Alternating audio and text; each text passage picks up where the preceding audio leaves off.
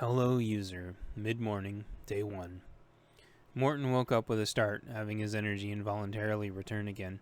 He sensed the mouse wiggling around in a familiar pattern and realized it was a user he was responsible for protecting. There were some clicks on a familiar button and then some typing in the same field as always. W. Gibson 1. Morton had found out his user's full name, having access to the Active Directory one day through the network portion of his antivirus tasks. His first name was Walden. Morton decided that he thought Walden was a great name, even though, unfortunately, sometimes people emailed him calling Walden with an E, but he didn't seem to mind. The next thing that Walden always typed in was a jumble, at best.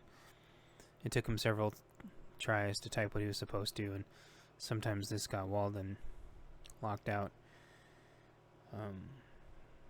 Author note sidebar. It doesn't translate very well when it's not in writing, but what they're talking about here is him trying to type in his password, which is capital W, capital G, lowercase IBSON 1. So, yeah. Author note, he's talking about his password right here.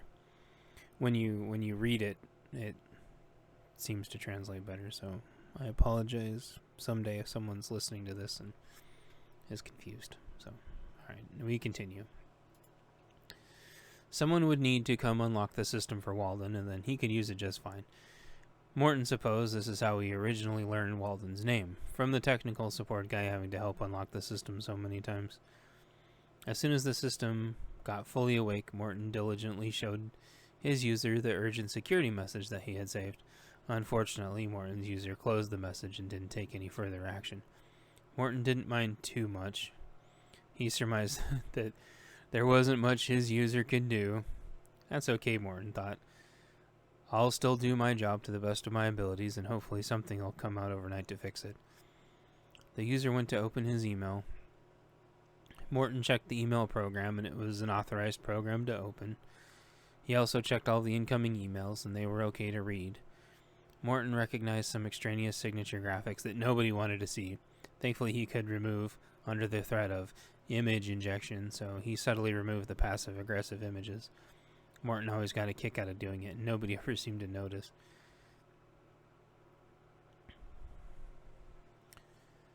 Then the user opened his programs that he needed for the day. Morton checked them, and they all opened against his allowed programs, and they were all fine.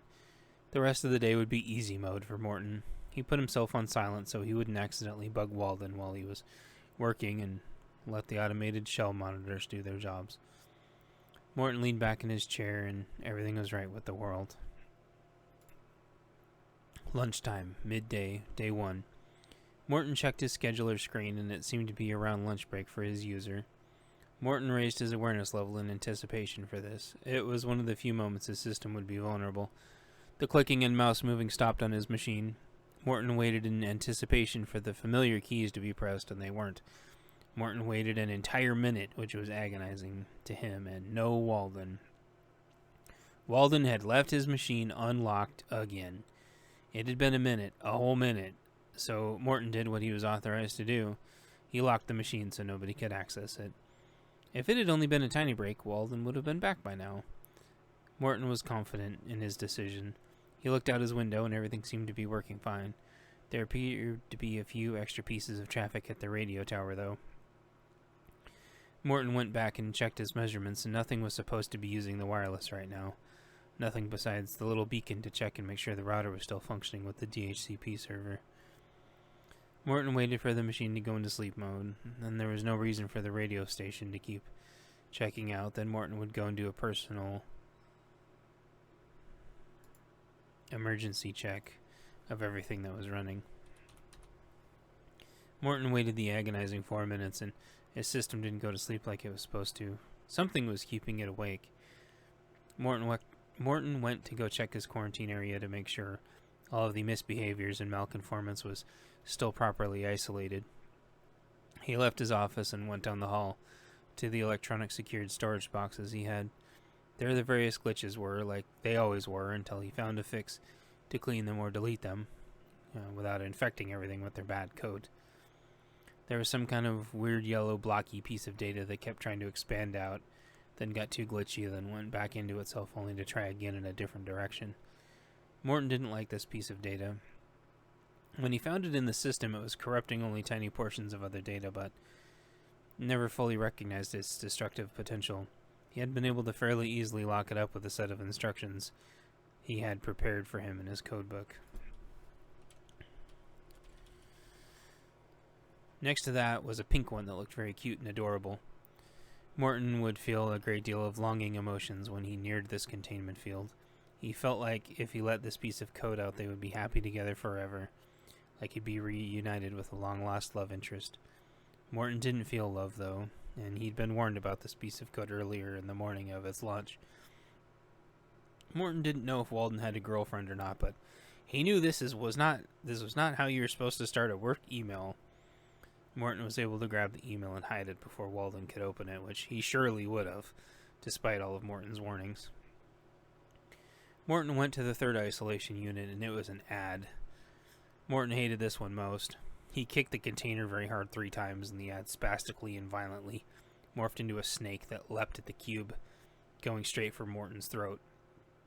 Morton jumped back instinctively, sword and shield materializing out of nowhere in his hands. The snake coiled back and laughed at Morton, getting a kick out of triggering him. Morton's sword and shield dematerialized, and a partially transparent tablet appeared in Morton's hand. The few presses of a button and a deep shock went into the snake from all directions in the box. The snake slumped down, smoking a little bit, but no worse for wear. "Try it again," Morton said defiantly with a bit of authority. No answer from the snake. Morton couldn't kill the snake. It was undetectable by any piece of code Morton could ever research. Walden had found it by accident on a legit website that had infected ads uploaded by a third party that wasn't reviewing the ads before it mass launched them. You didn't even have to click the stupid ads. They auto-ran and circumvented all ad protection at the time. Morton hadn't been in charge of ad awareness at the time, but he was now. It had been pure hell trying to lock this snake down. Morton had to reboot his machine 3 times and get in front of the boot sectors and replace them all with an image he found on one of the install servers. Then Morton had to be ready to boot up to grab him, only to find out he'd moved himself into the prior ad awareness program, as well as actual parts of Morton himself. He had to lock himself down and fight the program with no outside help, because asking for help would have spread the virus throughout all of the network systems. The incident had happened on a Friday afternoon, and Walden had gone home when the computer started acting up.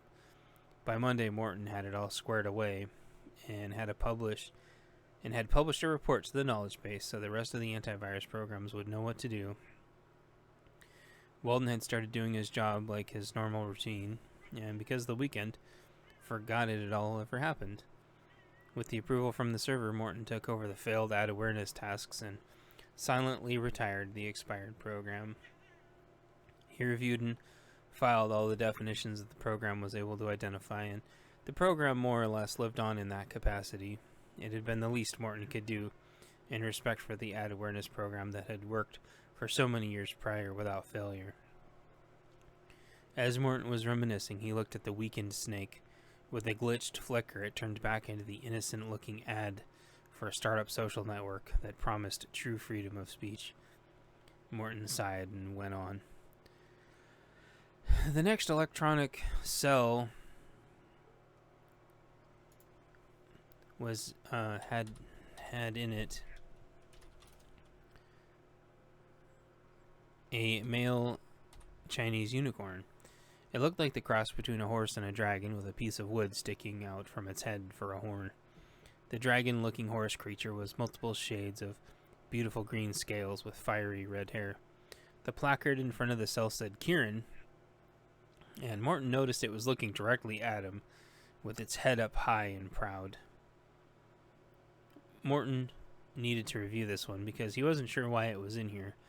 It was a piece of software that Walden installed that wasn't a part of the authorized list. Morton had analyzed its code several times, and it didn't seem to be bad. Alternatively, though, he couldn't exactly have it running around freely because Morton had a lot of other processes to monitor. This was most important because Morton couldn't detect the Kieran's core programming purpose. could be a day 1 virus, no way to know until the trigger and purpose were identified.